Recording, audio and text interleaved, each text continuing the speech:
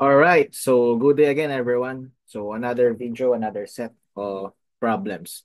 So this time I'll be discussing shear and moment diagram using graphical method. So I have here different set of problems involving uniformly distributed loads, concentrated loads, as well as triangular loads. No, so to start the ball rolling. So we have here an overhanging beam with a uniformly distributed load and concentrated loads. No, so again, in dealing with shear and moment diagrams using graphical method, our first step or the most important step of all is to establish the support and reactions of the beam. So for this beam, we have here a pin support at point A and a roller support at point C. So to establish this reaction, so we have to set up our summation of moment at point A is equal to 0 to determine Cy. So we have 900 going clockwise about point A, so with a distance of 4 feet. And then we have the uniformly distributed load, no, at the center of the overhanging beam. So this is 60 by, so 8 plus 4 is 12, plus 6 is 18. So we have here 1,008.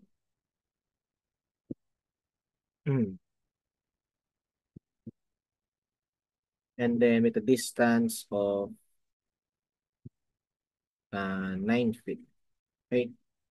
So this is going clockwise about point A. So this is 1,080 times 9. And then we have our CY going counterclockwise. So with a distance of 12 feet. And then finally, the 400 with a distance of 18 feet equal to 0. So solving for CY, so we have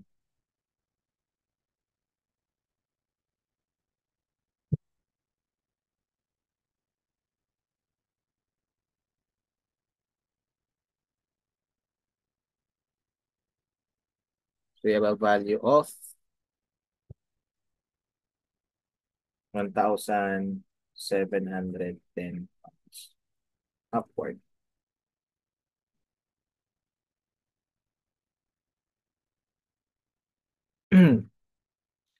So to determine AY, so we'll use summation of forces along Y axis equal to 0. So we have AY, we have negative 900, we have negative 1,080 from the distributed load.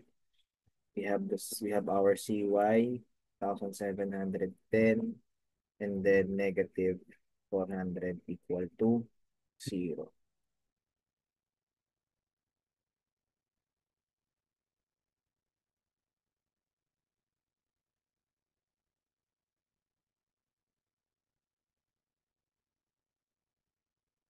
So we have AY equal to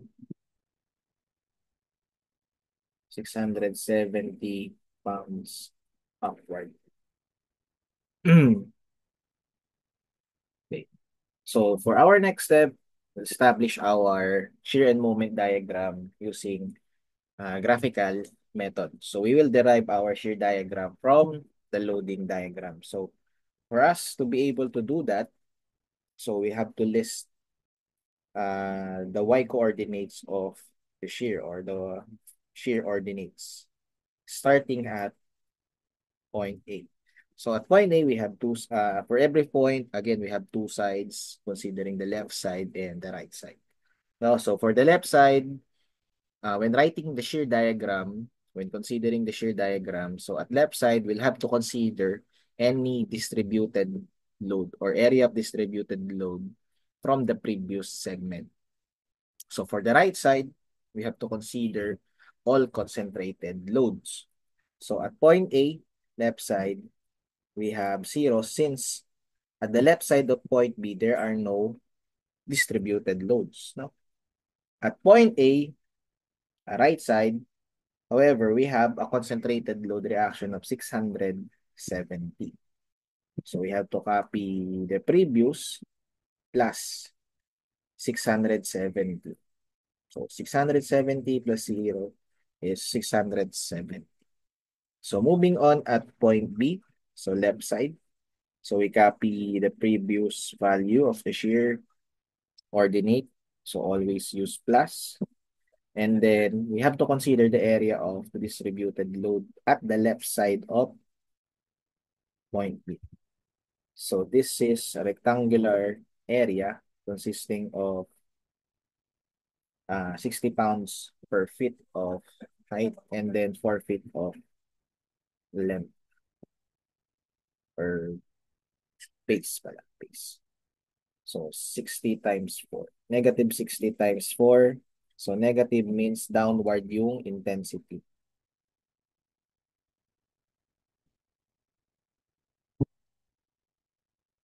So we have positive 430. So at point B, right side, we have another concentrated load of 900 pounds. So we copy the previous 430 plus negative 900.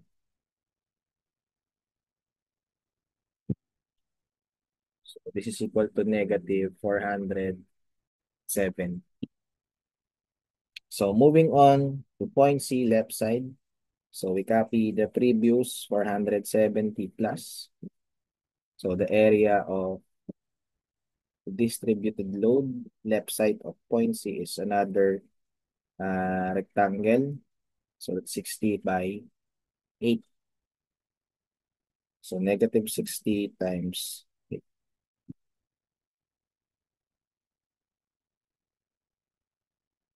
So this is negative 950. C right.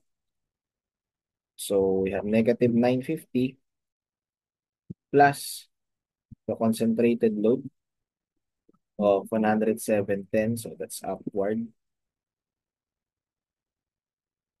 Is equal to 760. And then at point D left, so we have 760 plus. So there's an area at the left side of point D of the previous segment. So this is 60 by 6.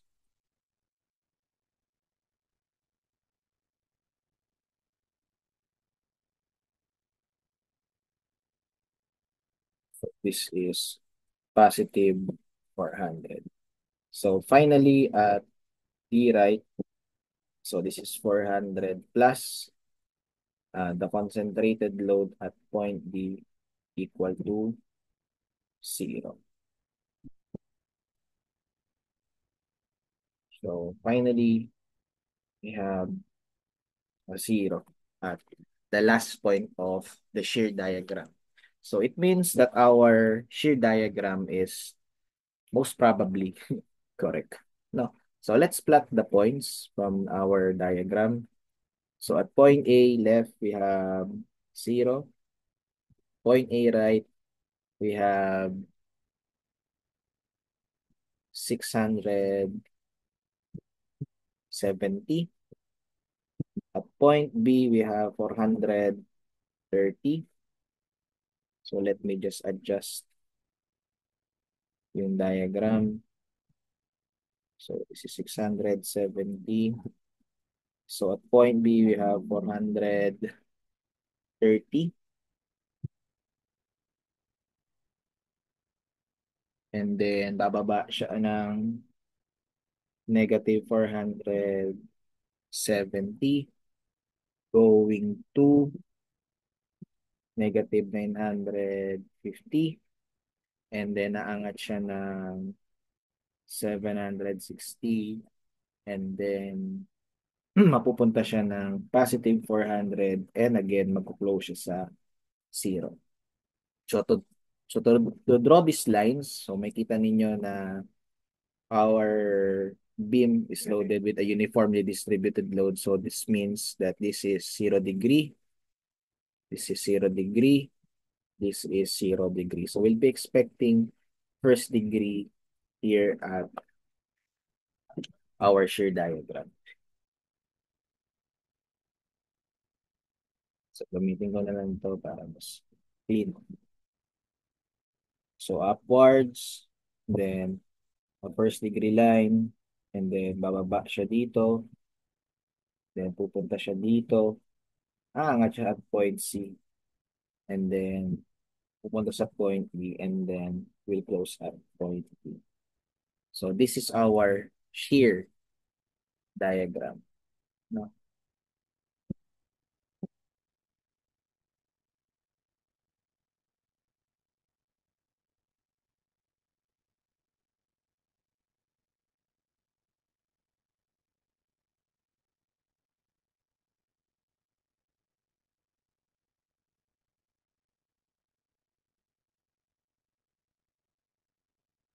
Hmm. Ayan. No? So hinighlight ko lang ng konti para mas maganda siya tingnan.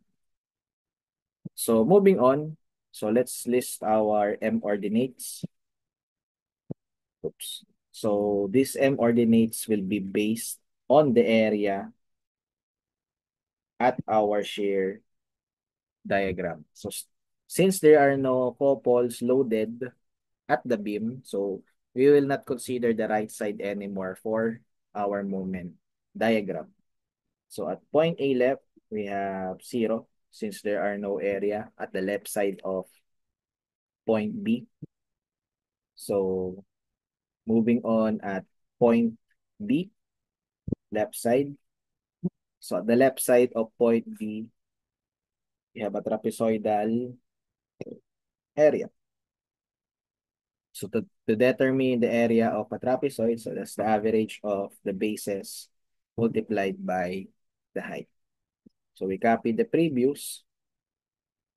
So average of the bases, so 670 plus 430 over 2.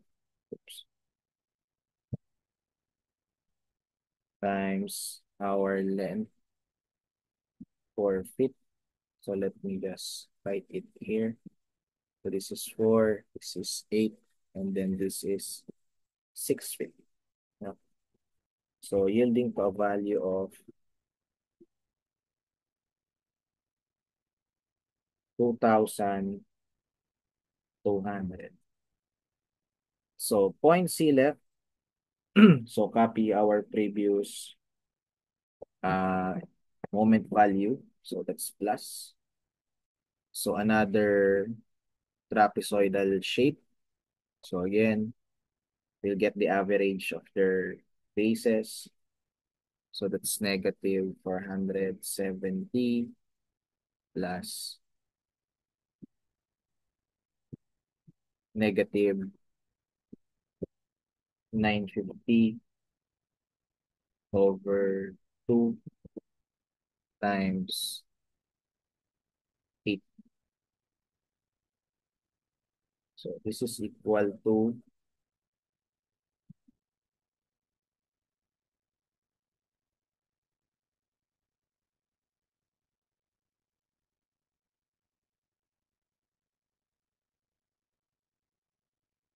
we just calculate the values.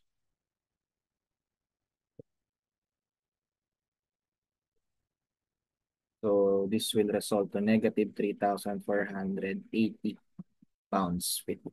And then lastly, at D left, so we copy our previous value. So plus, so based on our shear diagram, this is another trapezoid. So most of the area here is trapezoid. So again, so that's the average of the bases. So 760 plus 400 over 2 times the base 6. So this is equal to, hopefully this is 0, no? So this will result into 0. So let's plot our moment diagram. So at point A, we have 0. At point B, we have positive 2,200. At point C, we have negative 3,480. And then finally at 0. So since our lines here is at first degree, so we will be expecting second degree at our moment diagram. So we have to determine its concavity. So we have here our shortcut. So that's the shear, the moment, the increasing, we have decreasing, the smiling face, we have the angry faces. No? So since we're talking about moment, uh, so based on the value of the shear from point A to point B is decreasing. So it means that we have a concavity of going downwards or concave opening downwards. So connecting these two lines we have here. And then at at segment BC, so we have a moment with a decreasing value on shear, so another concave opening downwards. Similar with point C, so concave downwards again. So this has a degree of second degree.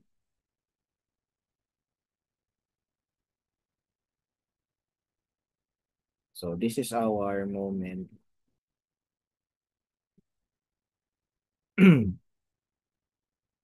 diagram.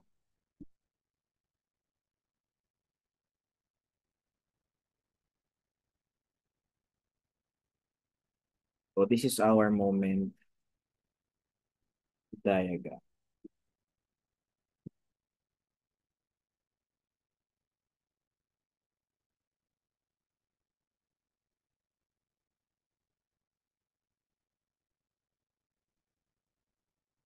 All right. So moving on, another set of problem involving triangular distributed load loaded on a cantilever beam as well as a concentrated load.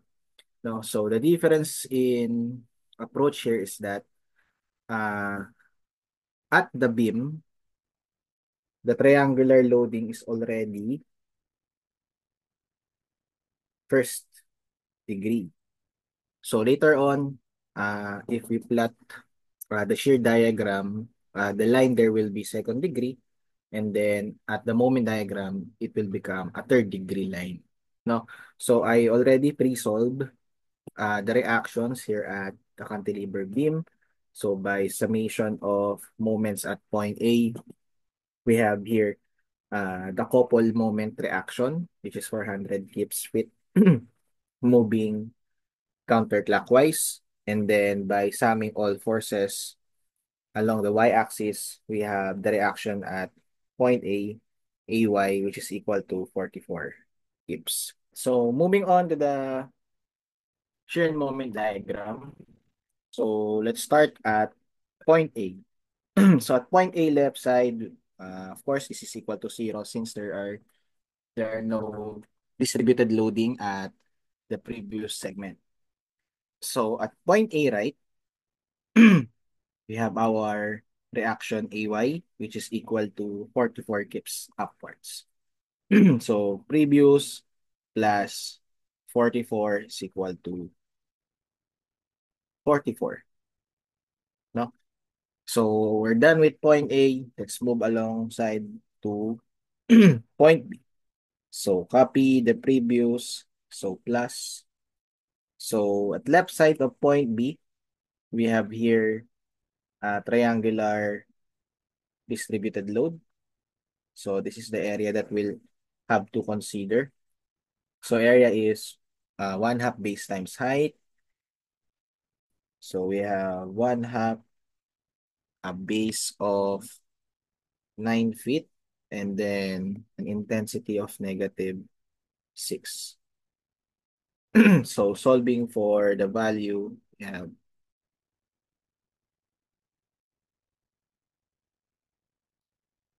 17. Ah, 17. So point B, right side. So copy the previous and then looking at our loading diagram, we have no concentrated loads. So plus 0, so equal to 17. So moving alongside to point C, left side. So copy the previous plus. So there are no distributed load at segment BC. Therefore, this is 0. So we have 17 still. And then finally, at C, right, we have 17 plus the concentrated load 17, -17. So this is equal to 0. No, so we got a 0 at we got a value of 0 at the right end of the beam. So most probably this is correct. All right. So let's plot our shear diagram. So starting at point A, we have 0. Point A, right? So this will go upward at 44 kips. And then B left, we have 17. So here, 17. Point C, we have 17. And then still 17 at point C. And then we'll go down to 0 at point C. So since the triangular load is a first degree line, so it means that it will become a second degree line at the shear diagram. So again, using our tool for the concavity, so we have here VMID. So we have a smiling face to an angry face. So we're talking about shear, and from our loading diagram, the value from point A to point C is 0 going to 6, means this is increasing. So we have here a concave opening downwards.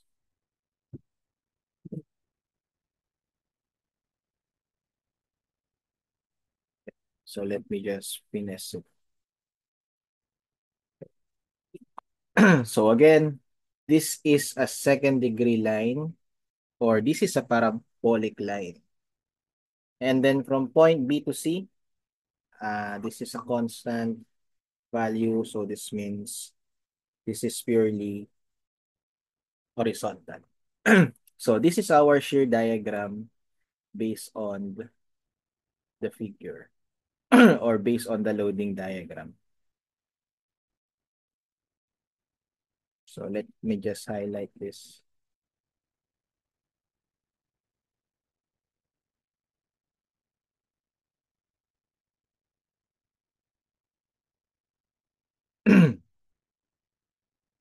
So moving on at the moment diagram. So let's start with point A. So we have a couple present.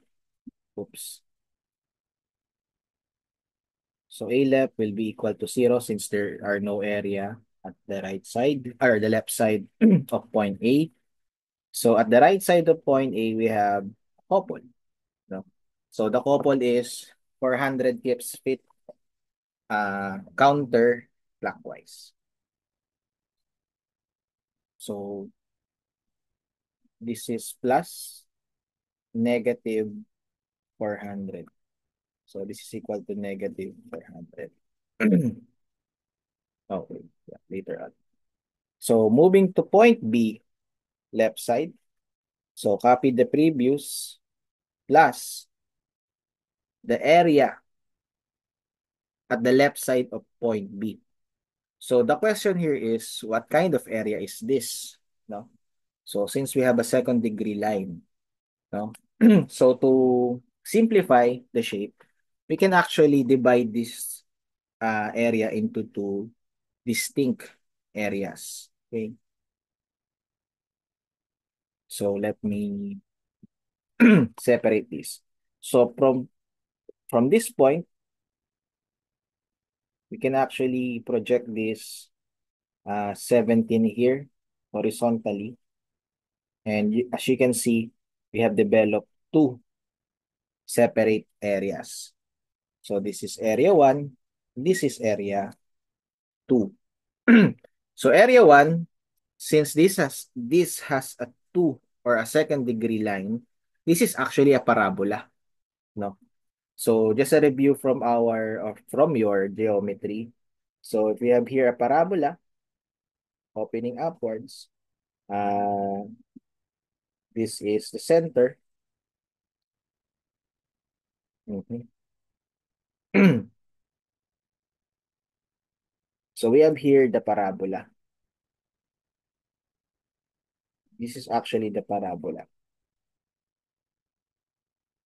So the formula for the area of a parabola is equal to 2/3 base times height. If you consider the outside part of the parabola, this is actually called the spandrel of parabola. And this is equal to 1/3 base times height. So we will use this 2/3 base times height for this area 1. And as for area 2, this is our common rectangle. So we have here a base of 9 feet. No. So for the rectangle, this has a height of 17. So since the total length of this is 44, this means the value of this height is 27. No? So going back to our point B left side, so this is equal to area 1 plus area 2. So area 1 is a parabola. Yes. So 2/3 base times the height. So our base is 9 with a height of 27. So this is equal to 162. As for our area 2, we have a rectangle. So that is 17 times 9. So this is 153. So finalizing our solution, so that's negative 400 plus 162 plus 153. So this is equal to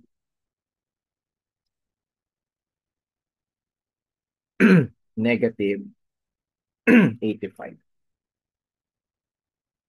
Okay, yeah. We'll plot that later on. So moving on at point C, left side. So copy the previous negative 85 plus the area, the left side of point C is just a basic rectangle. So this is 5 feet. So with a rectangle with a base of 5 and a height of 17. So negative 85 plus 5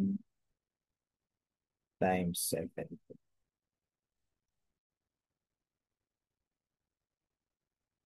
So this is equal to 0. So this means we got our moment diagram correct. So let's plot the ordinates. So starting at point A, we have 0. So from 0, it will go down to negative 400.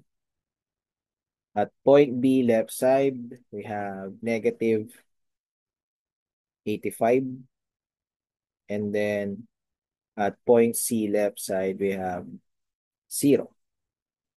So since this is a second degree line from the shear diagram, so we'll be expecting a third degree at our moment equation. So using again our tool, we're talking about the moment diagram. And based from the shear diagram, we have the value of 44 going to 17. So this means that this is decreasing. So we have a concave downwards for this line. So from 0 to 400, and then a concave going downwards. So this is a third degree line. So since this is a 0 degree line, so at the moment diagram, this is a first degree line. So there you have it, our shear and moment diagram. So let me just highlight this. No? So again, no, as a summary, when you're considering a triangular load, so make sure you remember your geometry, since this will become a main factor for determining the moment diagram. Because at the shear diagram, no, our triangular load becomes a parabola. All right. So moving on to the last problem for this video. So we have here a simple triangular load loaded on a cantilever beam. So this is just a single segment. No. So let's see what will be our approach in establishing the shear and moment diagram. So again, I already pre-solved the reaction here, the reactions here. So we have couple moment reaction at point B, which is 3,360 pounds-feet. No, so we get that by summing all the moments about point B. So this is counterclockwise. So by establishing the summation of all forces along y-axis is equal to 0. So we have here By with a value of 1,160 pounds uh, upwards. So after getting the reactions, so let's move on to the shear and moment diagrams. No? So we have here point A and point B. So again, let's first start at our shear ordinates. So at point A left, no? So we have here a 0.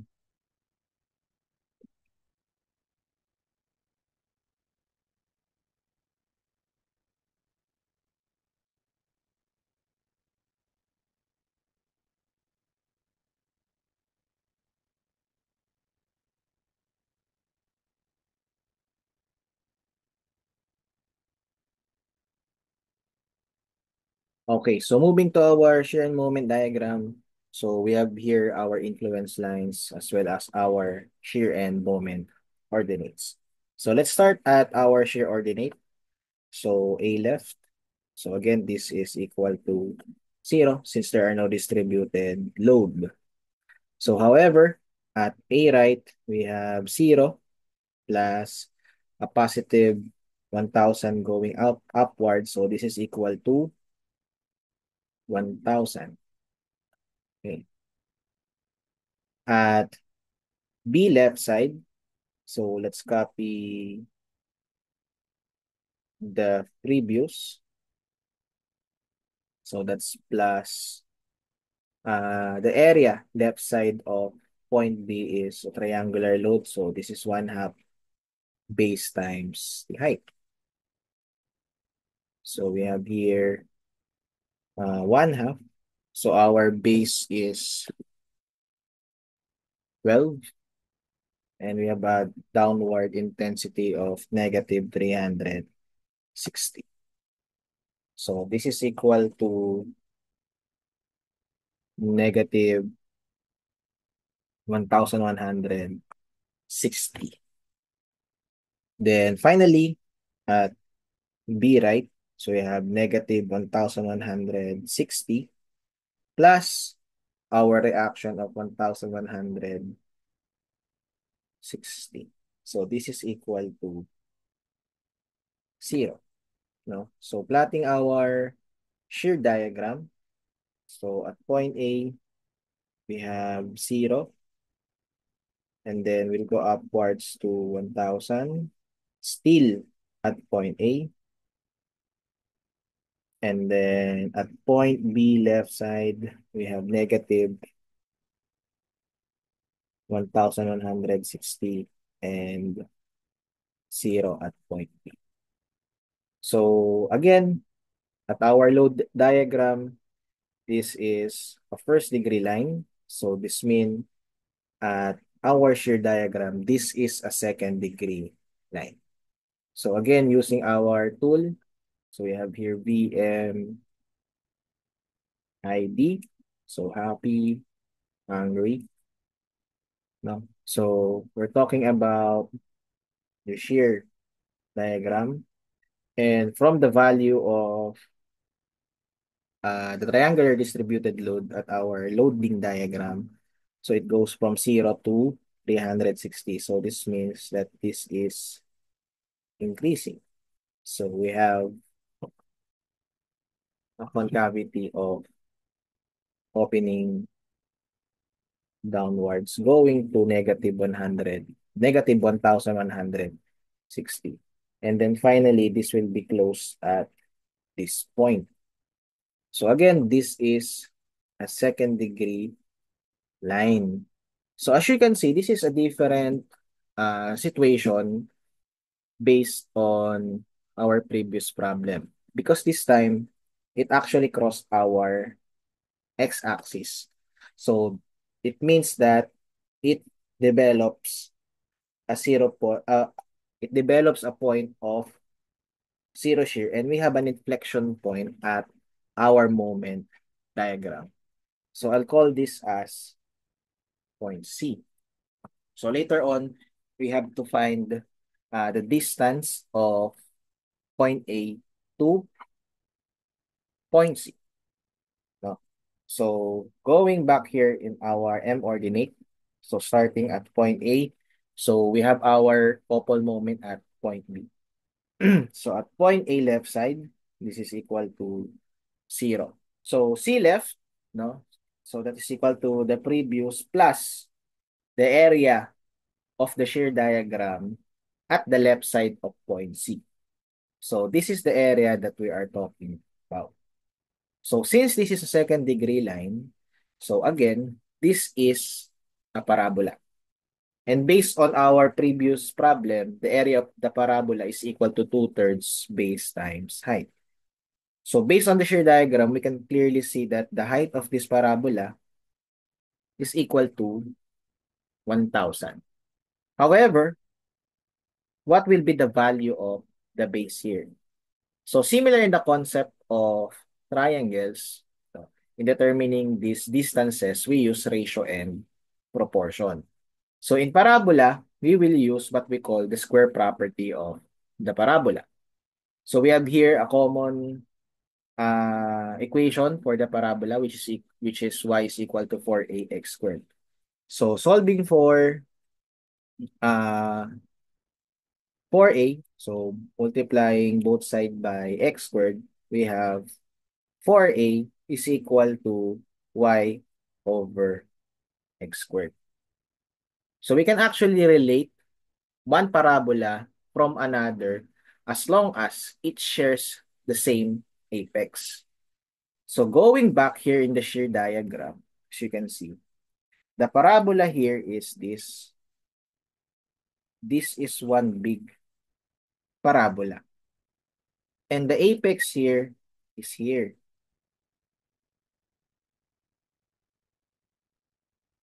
This is the apex of the parabola. So it means that this parabola shares the same apex with this, with this parabola, with this big parabola, it shares the same apex with this smaller parabola. So we can relate these two parabolas by using the same concept of ratio and proportion. So you have y1 over x1 squared is equal to y2 over x sub 2 squared. So we can consider this as uh, the bigger and this one as smaller. Actually, it depends on you. Pwede mo silang pagbalik na rin. No? So, using this, so we have y1. So, let me just draw again the parabola.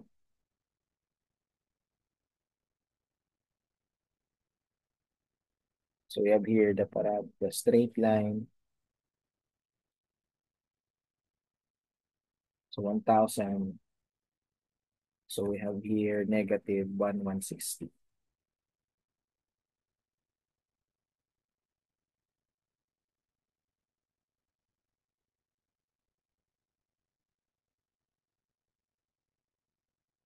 So, this is x sub 1.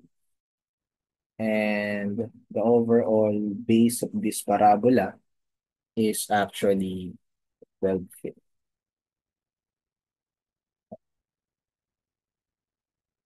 So using this square property of parabola, the bigger one, which is this,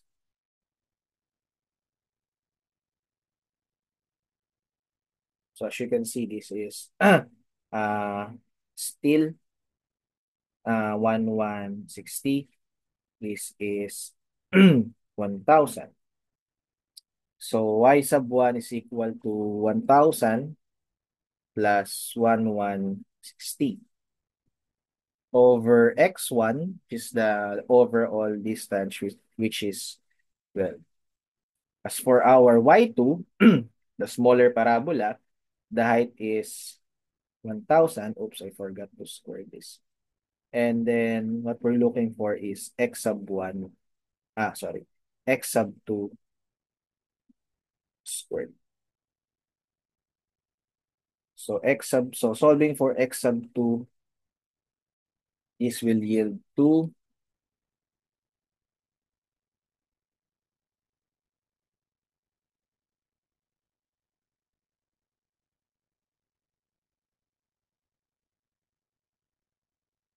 8.1649.7 feet. No? So there you have it. So this is equal to 8.1649 7 feet. So as you can see, as you can observe, I use 5 decimal places. So later on, it will become closer to 0.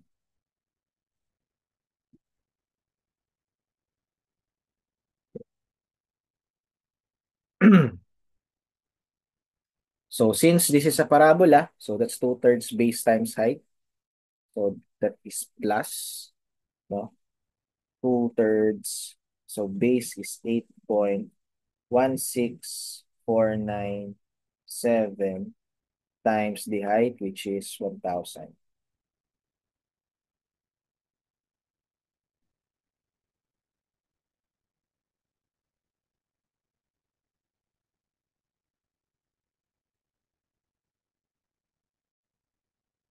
So this is equal to 5,443.31. And then there are no couples at point C.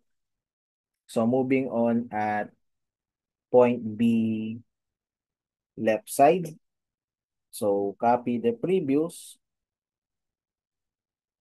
So plus the area left side of point B. So the area left side of point B is this. No? So this, I'll call this as area 3. Actually, this is neither a parabola or a spandrel. So this area is just part of a bigger area. Because if this big parabola here, or if this big line here is the parabola, it means if you project this line and up to here, this whole area outside of the parabola is the spandrel of the parabola. So let me just color it or highlight it for you to see it better. No? Actually, this is the spandrel of the parabola. And what we need here is this area. No? So I'll call this as, again, area 3. So with a little bit of geometry, no, you can see that area 3, so I'll write that here. So area 3, which is this, is actually equal to the spandrel of the parabola, which is this, minus this area. So I'll call this area as area 2. So let me use a different color. So I'll call this as area 2. I hope we can still follow, no? So area 3 again is equal to the area of the spandrel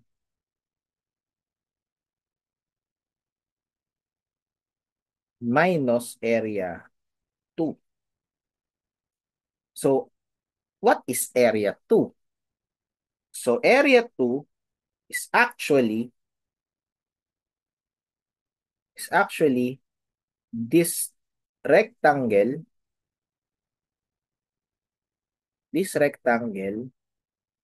minus this area.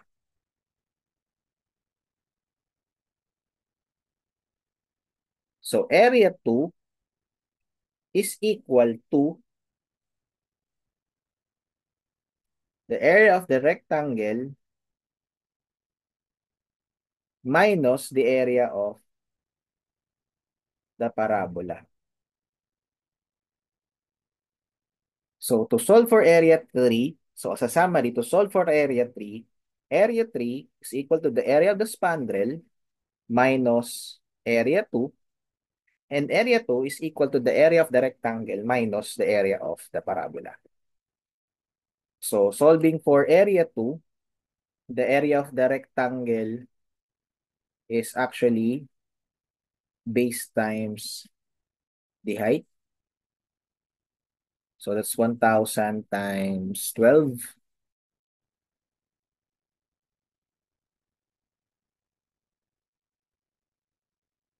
It's 1,000 times 12 minus the area of the parabola, which is this. 5,443.31. So this is equal to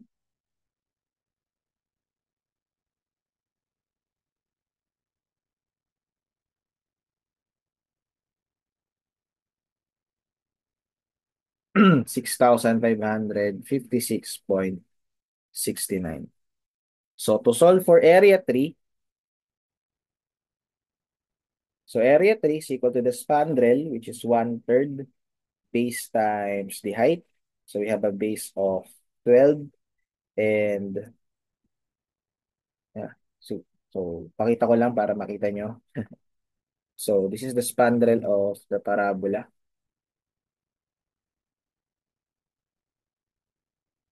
So 1/3 base, which is 12 times the height na 1,000 plus 1,160.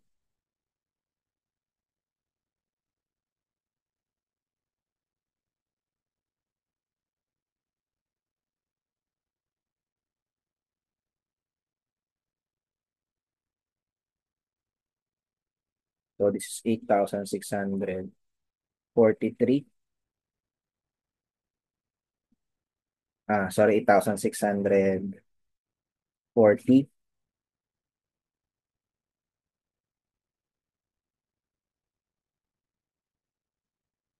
So minus area 2, which is 6,556.69.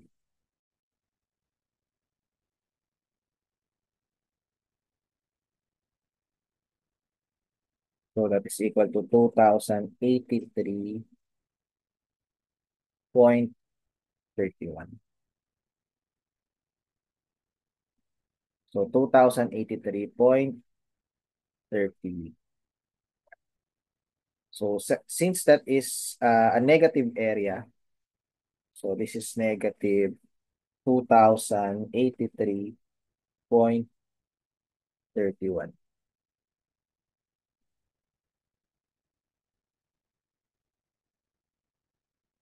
So B left is equal to 3,360 exactly. And then lastly, at B right, so we have 3,360 and our couple moment counterclockwise, which is equal to 3,360 counterclockwise. So this will yield to 0. So it's a little complex, no? Uh, when the parabola has to cross in the x-axis. So this is the most optimal solution when using graphical method when a triangular loading is applied. No? So let's plot our moment diagram. So starting at point A, so we have 0. At point C, we have positive 5,443.31. And then at B left, we have 3,360. And then at B right, we have 0. So again, using our very useful tool. So we're drawing in the moment diagram. The value of the shear is decreasing. So we have a concave downwards. So this is a third degree line. And then another third degree line. And then downwards.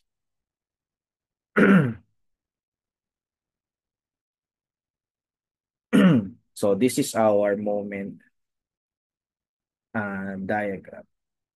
So let me just highlight this.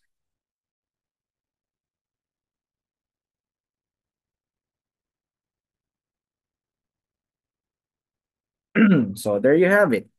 No? So again, this is just a sample problem of a loading that involves a triangular load and at the same time crossing the x-axis involving a point of zero shift.